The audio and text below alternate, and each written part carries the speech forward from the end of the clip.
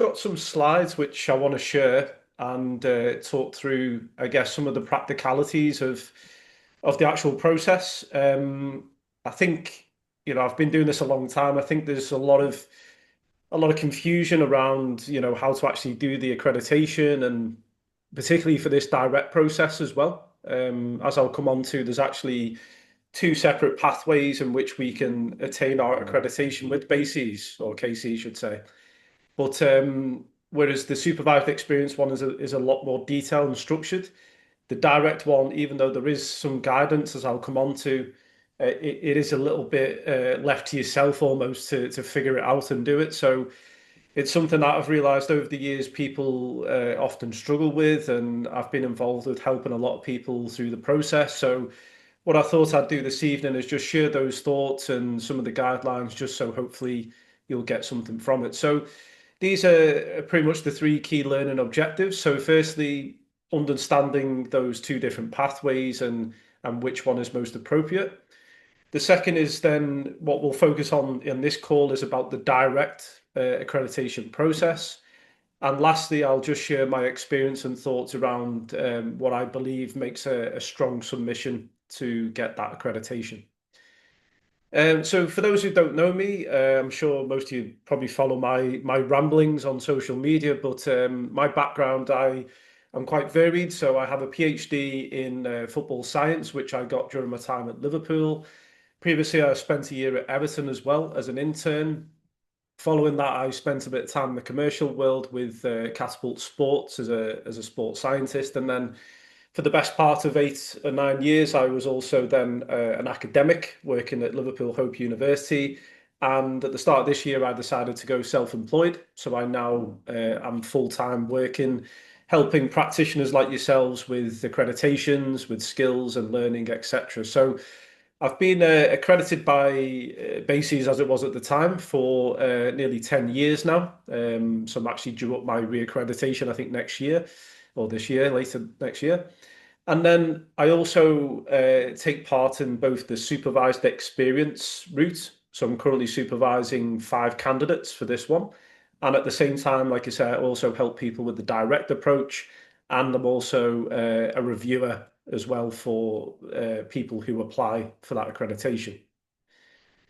So firstly, just a brief point about, what the accreditation is really. So firstly, people ask me actually, why is it now called CASES and not BASES? Well, earlier this year, the organization achieved what's called chartered status, which is applied and supplied by the Royal Charter in the UK. What it means is it gives the body, so sports science as a body, particularly in the UK, a better standing, I would say, in both the scientific community, but also in a wider status as well. So the picture you can see here is actually the BASES or KC staff who received the chartered status from the king of all people. And what it also does is it gives you that professional status to really stand out from the crowd. So it means, it's not just to tick the box, but it does mean that you hold high standards when it comes to your work.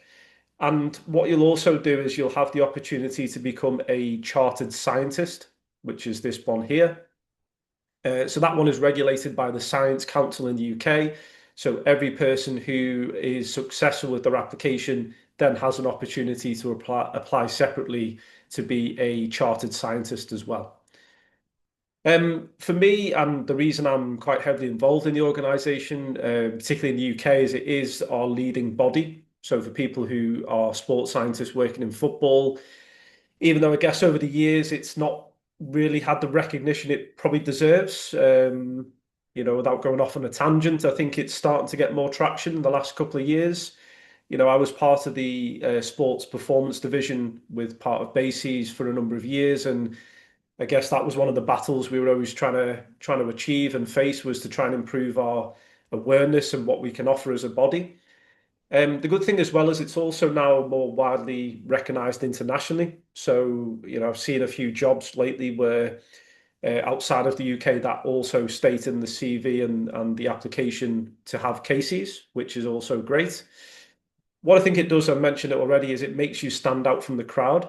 So, in football, everyone has an undergrad, everyone has a master's, everyone's got, Power BI skills, GPS, but, what is it that will make you look different from other people applying for jobs? And I think to get this, because as I'll come on to, it is a lot of work to achieve this accreditation. If you are able to get it, then it really does signpost you as someone who's very competent.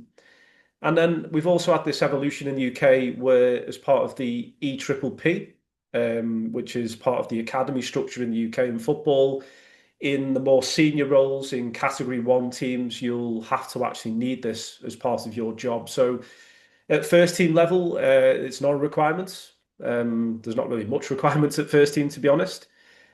But overall, it's something which, again, I think will in the next 5, 10 years will hopefully become more recognised at the first team level as well.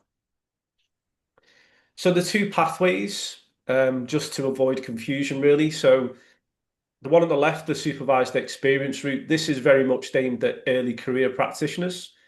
So the way I tend to see this work is people who are either currently doing a master's or very much just post-masters. So people who are maybe doing, like an internship at master's level and then maybe go on to a full-time junior position in a year or two post-masters.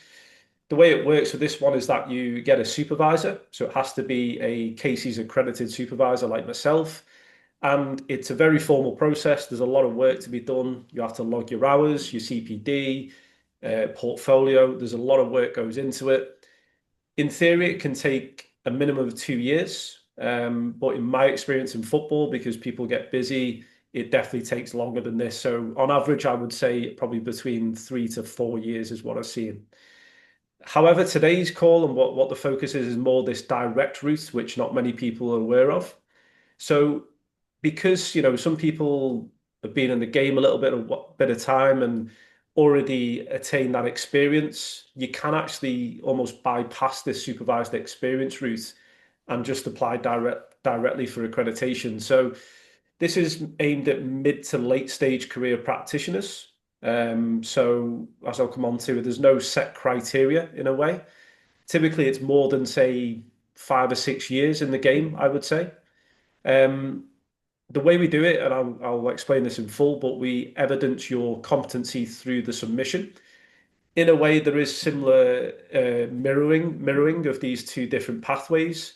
However, I would say the direct route is a lot less work. For example, you don't have to attend the Casey's workshops. You don't have to do all the logged hours and things like this. So it's a much better and streamlined way of getting the accreditation. However, like I say, you do have to have enough experience to warrant this approach. The requirements, as you can see, there's not much to go off really. The first key requirement is that you have a relevant undergrad degree, which is pretty much a given for everyone. You don't actually need a master's in theory. As I'll come on to, you can actually complete what's called a master's equivalency matrix. However, I would usually recommend people do have a master's as well in, sports science, S&C, or exercise and sport physiology. If yours is a course which is already being CASES accredited as well, that's even better. It means you tick things off straight away. If not, as I'll come on to, there's another way of doing that. You have to be a professional member. So at the time of when you submit, you need to be a member. So luckily, there's no requirement to be a member for, 5, 10 years before leading up to the application. You can literally, sign up and then you just submit. As I say, there's no set criteria for years of experience, but in my view and the things I've seen, usually you need at least sort of 5 years. And typically, if you've only worked in football, you'd want to have things in different clubs and different roles, whether you've gone academy first team or gone from, junior to senior to maybe some leadership type role. Ideally, other sports as well usually helps, but a combination of these things is going to be really useful. So, in terms of what goes into the direct application, like I say, it is a lot of work. It can become quite a lot, which is why I think it helps to have some support and structure with the process. So, First couple of bits, dead easy, contents page and a one-page CV. The case study is a really big part of it. So if anyone's done UKSCA before and things like this, oh, someone's talking. If anyone's done UKSCA, you'll know it. If you do a case study as part of that, it's a similar-ish sort of approach. It's an intervention type case study usually. Around about 5,000 words or 30 pages max, and it has to be in the last 5 years of your practice as well. The degree stuff, as I say, undergrad is a compulsory and postgrad ideally. So you need your certificate, but also importantly your transcripts as well. Sorry, You'll need a competency profile, which you need to complete.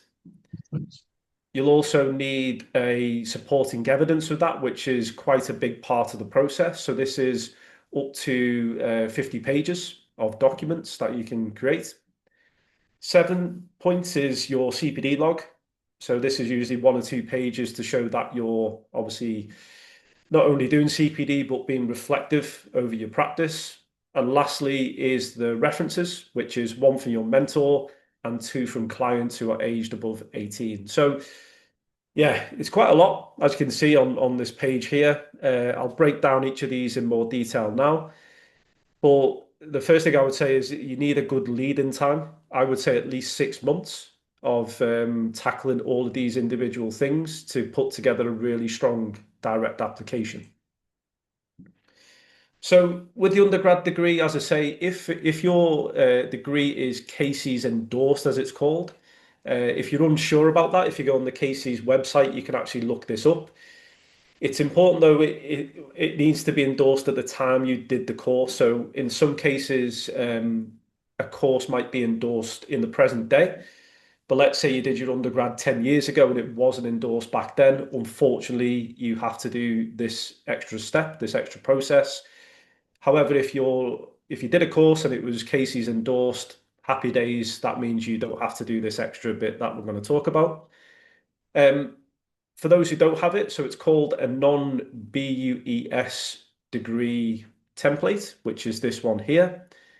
Essentially, what you'll have to do is get your transcript from your undergrad, and you can also then put your master's, your postgrad and PhD towards this as well.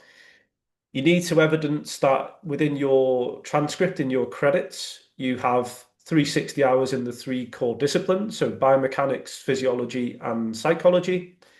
Also modules that has what we call interdisciplinary studies, so anything like applied sports coaching or something that brings together different disciplines. There's a separate form as well to evidence your lab experience, research methods, pretty standard for most courses, and then your major project, your dissertation, which is 200 hours. So just to give you a guidance here, 1 credit, this is based on UK credits in England, is 10 hours of what they call taught experience. So, you've got to try and get enough credits across undergrad and postgrad to hit these numbers. If you've done like a standard sports science undergraduate coupled with a master's in a sports science degree, this will be a fairly easy process. What I've seen with some candidates is they might have done things like sports therapy undergrad or sports studies, which is a bit more general, and then done a master's in, say, S&C. Sometimes what we find is that they don't quite have enough hours, particularly in psychology and biomechanics. Usually physiology is okay. In that case, we have to try and work, and in some cases, you have to do some extra CPD just to make up those credits if you are close. If you're miles off it, then unfortunately it's probably not, you probably have to do another master's or something, a full course to get enough credits for this. But if you say, 20, 40 hours off, for example, then that can easily be made up with some extra CPD as well. So this process is a little bit tricky to navigate and something which I help people to do if you're a bit unsure. The masters, as I say, you don't need a masters, but it usually helps. If you don't have one and you just have an undergrad, you can complete this equivalency matrix document here. So what this is, it's got a series of 5 different areas, these competencies here. And then what you have to do in the matrix below is based on your evidence you submit in your application, you just have to signpost the parts that link in. So you can see this example here where it says for number 1, understanding of knowledge and critical awareness. And in this example, they've got things like pre-season loading reports, there's a video, case study. So you start to map this in terms of the matrix. So again, can be a little bit tricky, which is why it's useful to have someone who knows the process and can give you some advice on this as well. Okay, so that's the degree stuff. The case study itself, as I say, max of 5,000 words within the last 5 years. Essentially, this needs to be a really good piece that showcases almost your best work, or at least some of your best work. So typical format is an intervention type mini study. So it doesn't have to be a full-blown research study, but something very applied, something that you can collect data from, but also it has to align to your domain of expertise. So the way it works in football is we would apply for what's called the physiology support domain. So that would be typically for most of us as physical coaches in football, that would be the domain. So it makes sense, for example, if you're someone who works on the grass a lot or in the gym, to base your case study around that. If you're, for example, a rehab coach, it makes sense to base it around, return to play. If you're an out-and-out sports scientist and you mainly collect data and provide reports, that can be a little bit trickier because you are, I guess, part of a wider MDT and maybe less in control of the programming. So in that way, you've got to try and evidence, your role in the process, but also add in some subjective reasoning around it as well. This is how the case study is laid out. So there's basically 7 subsections towards it. The first one is just a brief page or two about your personal philosophy. So this applies both to the case study and also across the whole of your application. So essentially, it's what beliefs and values underpin your practice. So, from a personal standpoint, what sort of values do you have? Are you evidence-based? Are you practice-led? Are you people person? All of these sorts of things can be inputted here into this first section. The second part is just a brief explanation of the case study. The third is similar to this, where it's just a bit more detail about the needs analysis, and linked to that as well as the research. So the way to write this is usually as a mini research report. So you'll use references and a reference list at the end. The rationale, so this is again linked to research. So particularly around testing, it's important to flag things like reliability, validity of tests, and the rationale behind it. The intervention, so essentially a method section, what you did, how and when. The results or the findings. So typically with this, we use quite applied statistics. So, even things, percentage change is always useful, but then it doesn't account for error. So even adding in some basic things, like smallest worthwhile change or effect size type stuff as well. These are the sorts of things that we can use.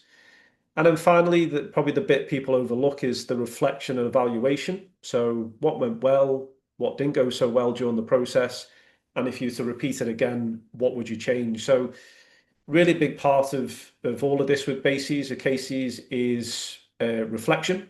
So it needs to be evidenced throughout, but particularly in the case study, having at least a page or two at the end just to talk about the good, the bad, and the ugly of the process. These are just some examples of recent ones some of the people I've been working with have done. So we've had one guy who did a 6-week intervention. So I think he had 2 or 3 players from memory who he wanted to target with some building aerobic capacity. So for him, he did some maximal aerobic speed testing pre and post.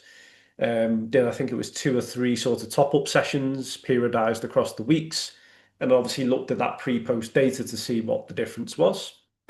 Similar thing here as well from a rehab setting, so a 4-week intervention, this time focusing more on anaerobic speed reserve, looking to develop both aerobic and anaerobic capacity. And if you want to do something maybe gym-based, You can even do it like this, so a 6-week intervention where if you have a squad, you could split it into, group one, group two. So in this example, they used a velocity-based feedback program versus, your traditional one RM type approach. So different types, just to give you a flavor of the things that you could potentially do. You can do the case study, by the way, on a single player, which is fine. You do it in small groups, or you can do the whole squad. However you want to do it, it just has to be really clear in terms of the data and the interventions. Okay, so hopefully that's helped explain the case study. The next the big rock as part of the submission is your competency profile. So within this, there's basically 10 competencies that you have to evidence with your practice. So each of these 10 will have a sub-competency point. So you can see the example here for number 3, application of knowledge and skills. There are six different sub-competencies that we have to hit. So the way it works is that in this box here, you will give a name or a title of your piece of evidence. You will then hyperlink it in the blue here to your PDF submission that you're going to do. And then the reviewer, the person who looks at this, will then click on that link and check over the evidence that it maps back to this competency. So it's important that you hit, in this example here, all of those 6 sub-competencies.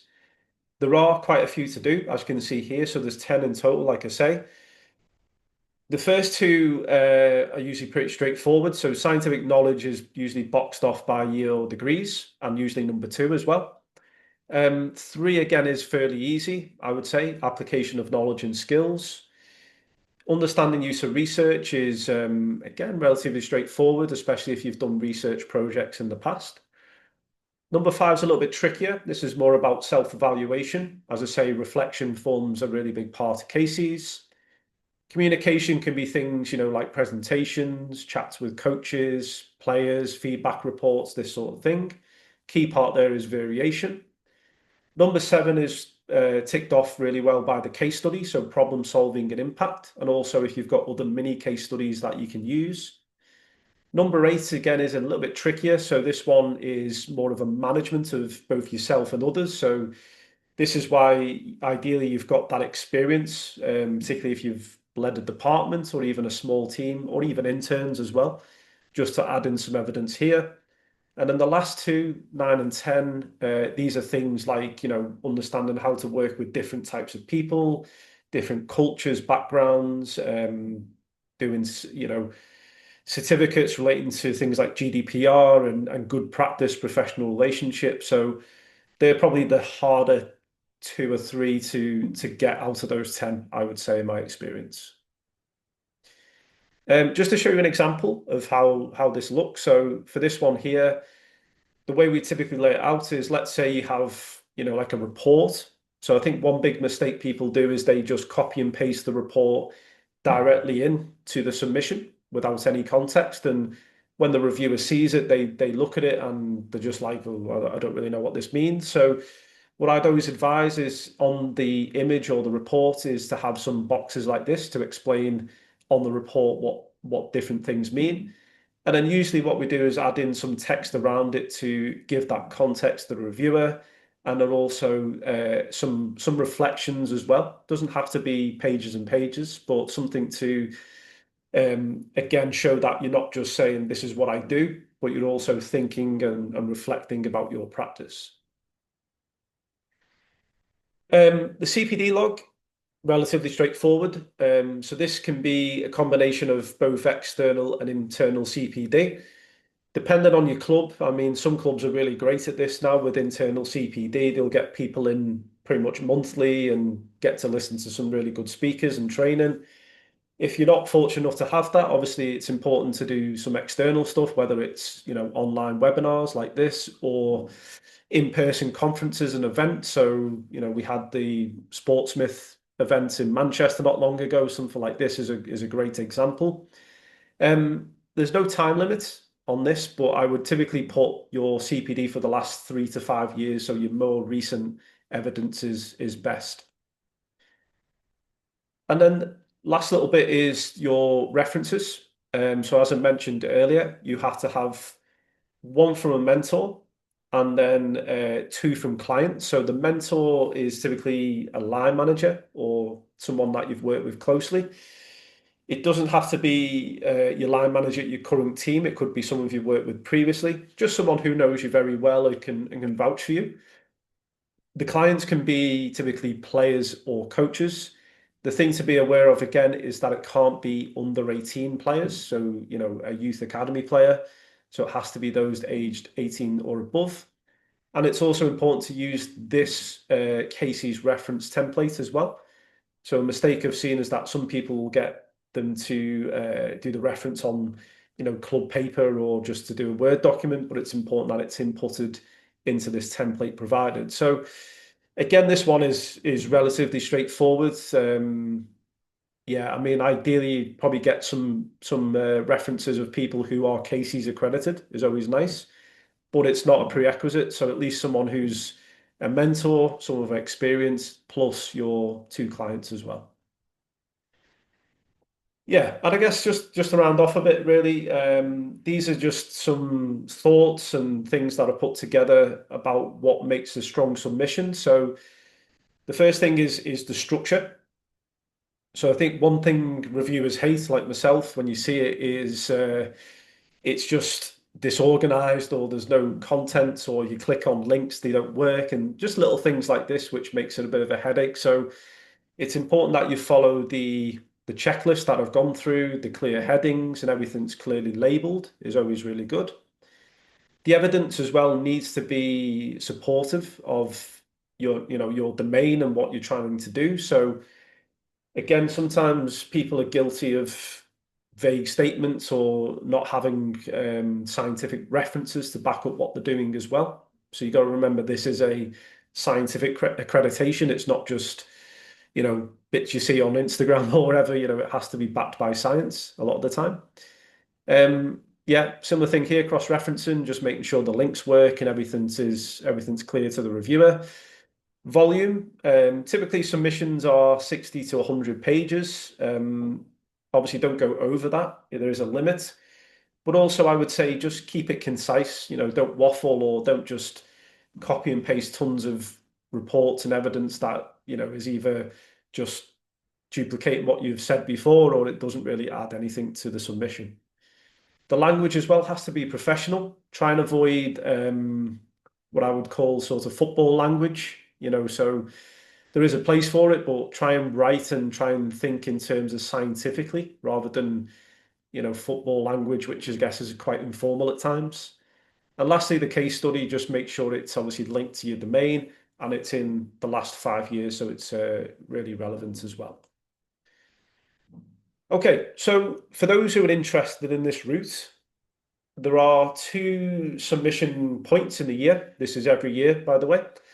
So there is one which is about to come up soon, which is the December to January window. So what they do is they open the platform where you can submit for around about a month. So starting in December, the official deadline is the 6th of Jan. So the next one will be 6th of Jan 26.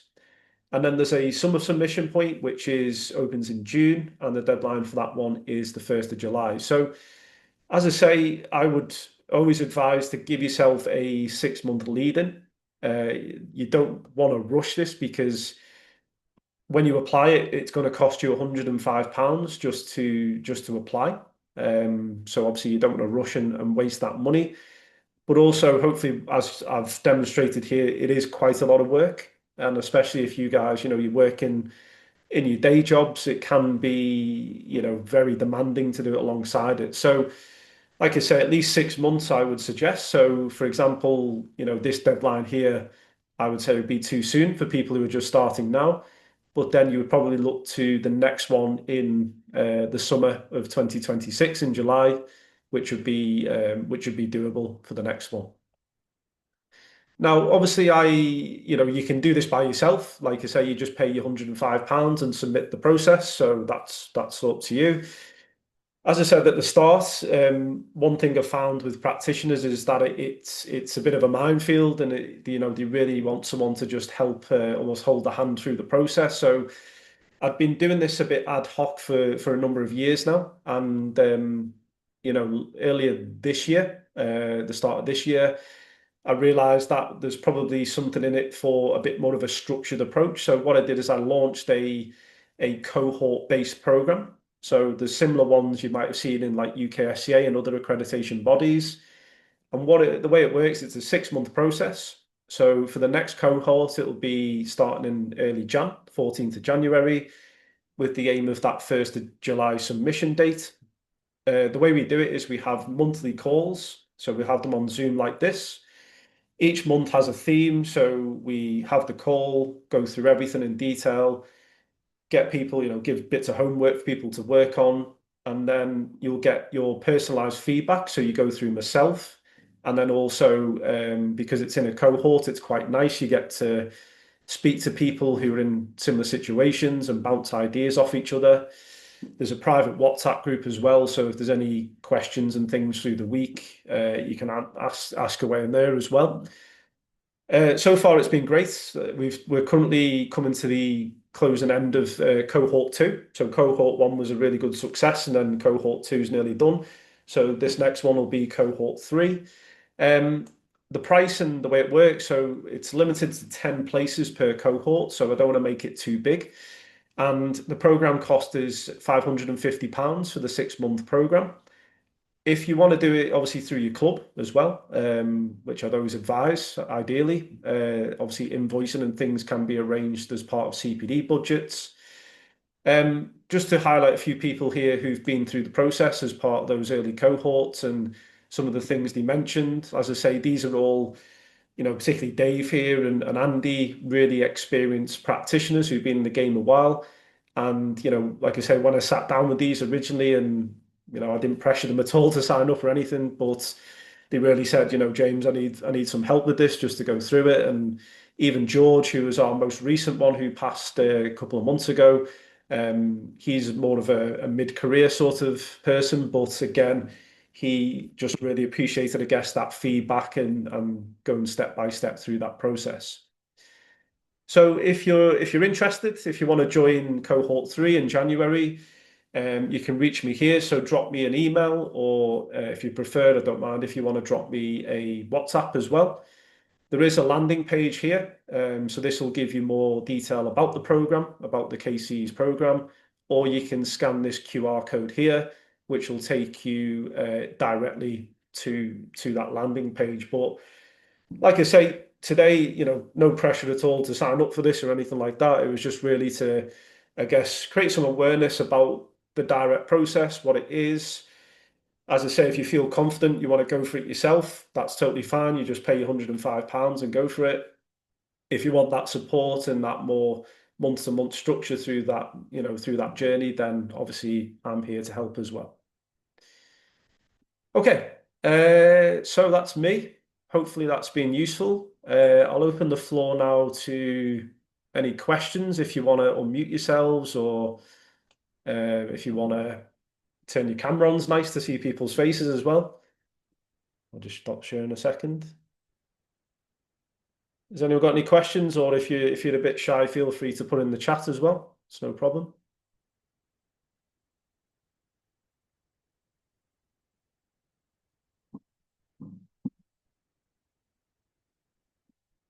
Nobody?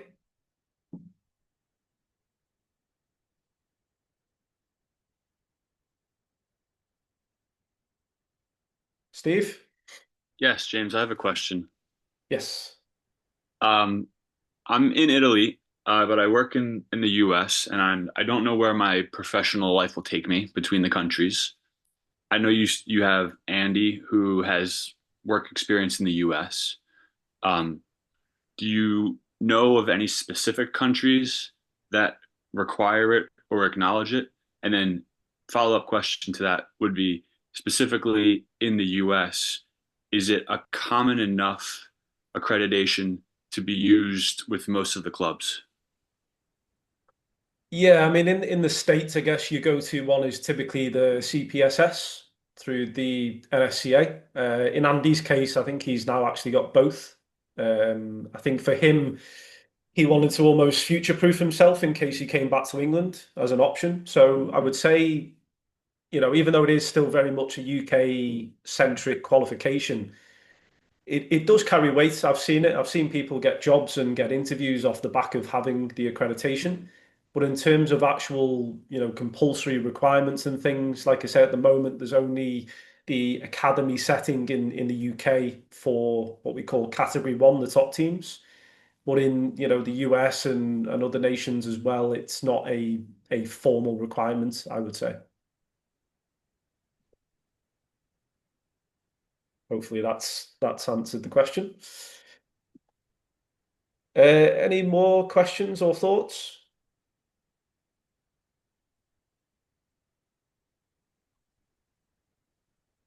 I could follow up if you don't mind. Yeah, go for it, Steve. Um, I work in other Olympic sports as well, and when I was looking this up online, it didn't, maybe I'm wrong, but it didn't seem specific to football, but potentially has a more wide array of applications. Have you worked with people that have used the accreditation to make advancements in their career for other sports? Yeah, I mean, yeah, the accreditation is for all sports, by the way. Obviously, for myself and the domain I'm involved in is the football space, the soccer space. So, yeah, I mean, it's usually, I mean, in the UK, for example, we have our UK institutes for those who work in Olympic sports. So a lot of those guys and girls do this accreditation. So it really does help with that process. But yeah, like I say, a lot of the work I do is in the football space. So from my experience, people see cases as a a thing they know they should get, but things get busy and things get in the way. So I think that's why, I mentioned at the end having the program is useful because it gives a bit more accountability as well. So, once people pay a bit of money and sign up to something, you're more inclined to actually do it. Whereas if, people just leave it and do it themselves, often they just keep putting it off, and next minute it's 5, 10 years and you never done it. So, but yeah, I would say obviously you can do it for any sport as well.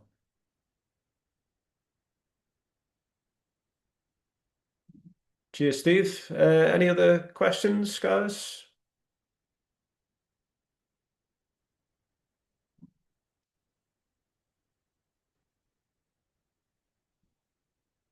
No, all good. Well, if you do think of anything after the call, like I say, you've got my details there, so feel free to get in touch if you're interested either in the program or just in general to see what's going on. But yeah, thanks very much for your time this evening. I know it's late as well in some people. You've probably heard the fireworks going off in the background. Maybe I realised it's firework night in the UK today, which I totally forgot about. So apologies for all the fireworks in the background as well. But yeah, thanks very much, guys, and hopefully I'll speak to you soon. Thank you.